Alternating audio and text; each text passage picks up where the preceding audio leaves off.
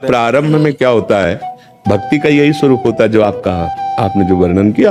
प्रारंभ में सबकी भक्ति का स्वरूप यही होता है। जब हम कक्षा 5 में पढ़ते थे तो शिव चालीसा, दुर्गा चालीसा, हनुमान चालीसा, ये सब एकत्रित कर, क्योंकि हमारा प्रारंभिक जो भक्ति का कदम होता है वो इसी तरह से चलता है। जो जो हमारे प्रियता में भगवान के नाम रूप आते गए, उनकी आराधना करते गए, इसके बाद चयन होता है गुरु का।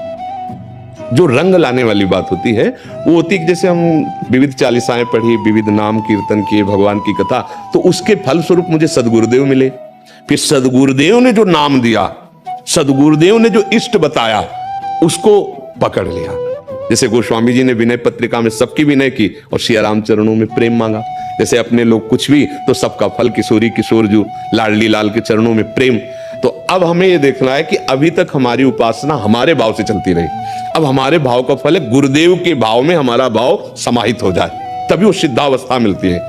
आप खुद हृदय में देखो, अभी प्रियता कहां है, प्रेम कहां है आपका, आप नहीं ढूंढ पाओगे। शरीर में भी प्रेम है, परिवार में भी प्रेम है, भगवान के विविध नाम रूपों में भी है, तो अभी वो प्रेम नहीं हुआ। जब सबकी ममता ताग बटोरी, मम पद मन बांध, वो काम गुरुदेव करते हैं। तो भगवान से प्रार्थना करो कि आपसे बड़ा कोई गुरुदेव है नहीं, आप कृपा करके मुझे आदेश अंदर से करो कि मैं आपके किस नाम रूप में आसक्त हो जाऊं। वो शिव रूप है या राम रूप है या वही है, दूसरे नहीं है। दुर्गा, काली, अंबा, जो भी कहो वो एक ही है। भाई एक जगह लग जाने पे फिर आनंद की अनुभूति होती है। तो अब आप देख लीजिए, आप अपने प्रभु से प्रार्थना कीजिए, प्रीति एक से होती है, वो एक ही है।